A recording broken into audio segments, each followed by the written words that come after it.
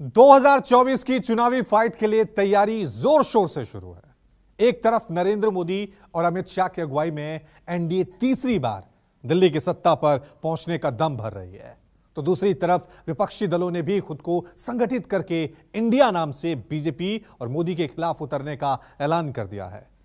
लेकिन इस पूरी तैयारी में कांग्रेस पार्टी अचानक से लाइमलाइट में आई है और कांग्रेस पार्टी का पुराना नाम नए नवेले गठबंधन और उसके छोटे छोटे दलों को परेशान कर सकती है। इंडिया गठबंधन की एकता में कांग्रेस किस तरह सेंधमारी कर सकती है, देखिए हमारे इस स्पेशल रिपोर्ट में।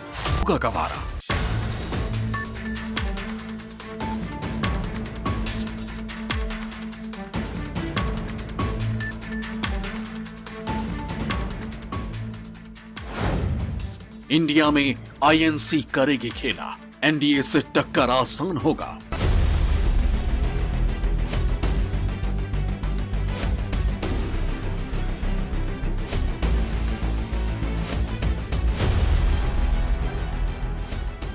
चुनावों का मौसम आया तो सत्ता के खिलाफ विपक्ष को एकजुटता, महाजुटान और गठबंधन सूझा। नरेंद्र मोदी के नाम और भारतीय जनता पार्टी के काम को चैलेंज देने के लिए 26 पार्टियों की पोटली इंडिया नाम से तैयार हुई। लेकिन इस बगैर कप्तान वाली टीम की परफॉर्मेंस और एक्शन पर अभी से सवाल उठने शुरू हो गए और सवालों की शुरुआत हुई है देश की सबसे पुरानी पार्टी कांग्रेस के साथ। 18 जुलाई को बेंगलुरु में हुई बैठक में सभी दलों ने इस बात पर सहमति जताई कि अगली बैठक मुंबई में होगी और मुंबई में ही सीट शेयरिंग पर भी चर्चा की जाएगी। साथ ही साथ राज्यों में खास गठबंधन को अमली जामा भी यहीं पहनाया जाएगा। लेकिन हकीकत देखी जाए तो ये सबसे मुश्किल काम है, क्योंकि कई राज्य ऐसे हैं जहां पर इंडिया गठबंधन के घटक दल एक दूसरे के खिलाफ लड़ रहे हैं। करीब 6 राज्य तो ऐसे हैं जहां पर लड़ाई के केंद्र में कांग्रेस पार्टी है।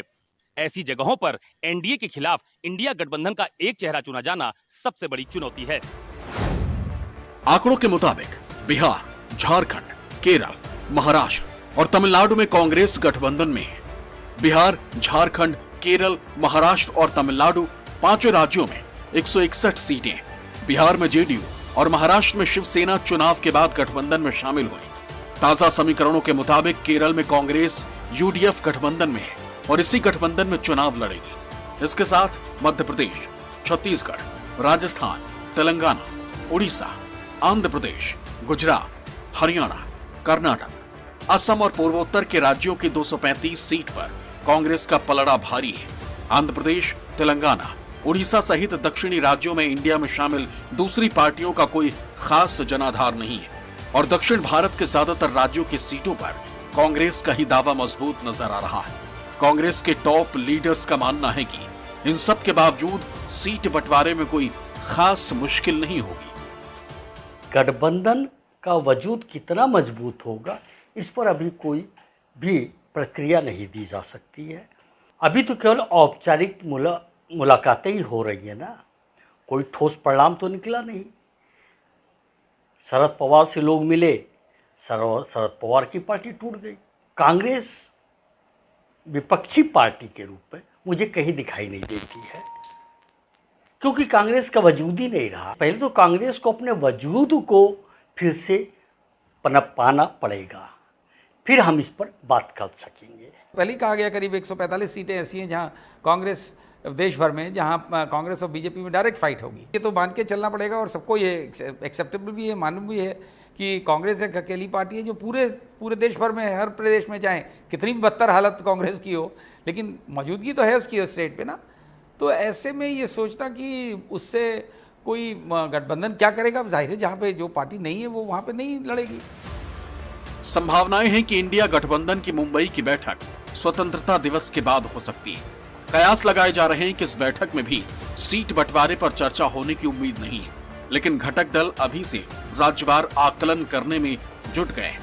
आपको बता दें कि विपक्षी एकता की मुहिम बिहार के मुख्यमंत्री नीतीश कुमार ने एक सीट एक उम्मीदवार के पुराने फॉर्मूले के तहत की थी। इसमें 1989 के लोकसभा चुनावों जैसे एक सीट पर विपक्षी गठबंधन का कोई एक सर्वमान्य उम्मीदवार उतारे जाने का प्रस्ताव है, लेकिन एक कैंडिडेट का चुनाव ही विपक्षी गठबंधन के लिए असल परीक्षा है, जहां उसकी गाड़ी फंसती दिखती रही है और कांग्रेस की पुरानी धार गठबंधन के छोटे छोटे दलों के लिए किलर मशीन बनती दिख रही है। जितने भी राज्य में छोटे छोटे दल हैं उनका अपने कुछ खास सीमित इलाकों में असर है। अगर कांग्रेस उनकी उपेक्षा करती है, उन्हें सीट देने में आनाकानी करती है, तो उसका नुकसान कांग्रेस को ही होगा। कांग्रेस को छोटे दलों को साधने के लिए उनको सीट शेयरिंग में उचित स्थान देना पड़ेगा। कांग्रेस छोटे दलों को नकार कर अपनी स्थिति को मजबूत नहीं कर सकती। ये खतरनाक अगर साबित होगा तो बीजेपी के लिए होगा, खुद गठबंधन के लिए क्यों खतरनाक होगा?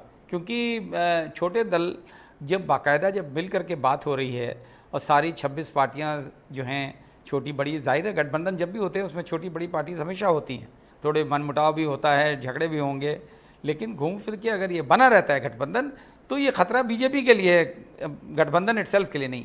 कश्मीर से कन्याकुमारी तक विपक्षी गठबंधन को पहली चुनौती ही जम्मू कश्मीर से मिल रही है, जहां गठबंधन में शामिल तीनों ही दल कांग्रेस, नेशनल कॉन्फ्रेंस और पीपुल्स डेमोक्रेटिक पार्टी यानी पीडीपी एक दूसरे के दुश्मन रहे हैं।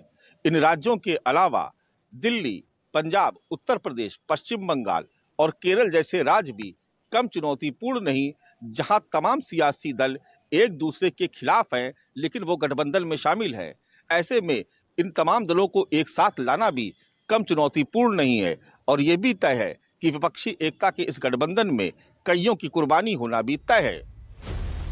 जम्मू कश्मीर में पिछले 2 लोकसभा चुनावों पर नजर डालें तो पता चलता है कि 2014 में राज्य में नेशनल कॉन्फ्रेंस और कांग्रेस की सरकार थी। दोनों दलों ने तब मिलकर लोकसभा चुनाव लड़ा लेकिन एक भी सीट नहीं जीत सके। राज्य की 5 लोकसभा सीटों में से घाटी की 3 सीटें श्रीनगर, बारामूला और अनंतनाग पर पीडीपी ने जीत हासिल की, जबकि बाकी बची 2 सीटें जम्मू और उधमपुर पर बीजेपी ने जीत हासिल की। 2019 में तीनों पार्टियों ने अलग अलग चुनाव लड़ा, लेकिन एनसी और पीडीपी दोनों ने जम्मू और उधमपुर कांग्रेस के लिए छोड़ दिया। कश्मीर घाटी में नेशनल कॉन्फ्रेंस ने सभी 3 सीटें जीत ली, जबकि बीजेपी ने 50% से अधिक वोटों के साथ जम्मू और उधमपुर को बरकरार रखा। आपको बता दें कि घाटी के 3 सीटों पर नेशनल कॉन्फ्रेंस और पीडीपी समान वोट शेयर के लिए लड़ते रहे और ऐतिहासिक रूप से नेशनल कॉन्फ्रेंस मजबूत रही। विपक्षी गठबंधन की अगली अग्नि परीक्षा राष्ट्रीय राजधानी दिल्ली और पंजाब में होनी। इन दोनों ही जगहों पर फिलहाल आम आदमी पार्टी की सरकार है। दोनों ही राज्यों को मिलाकर लोकसभा के 20 सीटें आती हैं। दिल्ली में पिछले 2 लोकसभा चुनावों में बीजेपी सभी 7 सीटें जीतती रही। इसी के मद्देनजर 2019 में आप और कांग्रेस के बीच गठबंधन की सुगबुगाहट हुई थी, लेकिन स्थानीय कांग्रेस नेताओं के विरोध के कारण यह संभव नहीं हो सका था। दूसरी तरफ पंजाब में आम आदमी पार्टी ने कांग्रेस से ही सरकार छीनी। वहां दोनों ही दलों में 36 का आंकड़ा है। 2019 के आम चुनावों में कांग्रेस ने 13 सीटों में से 8 पर, जबकि आपने 1 सीट पर जीत दर्ज की थी। दिल्ली में अध्यादेश के मुद्दे पर भी दिल्ली और पंजाब कांग्रेस की स्थानीय इकाइयों ने भी आपको साथ देने पर ऐतराज जताया था। कहते हैं दिल्ली का रास्ता यूपी से होकर जाता है और उत्तर प्रदेश से सबसे ज्यादा 80 सांसद चुनकर लोकसभा पहुंचते हैं।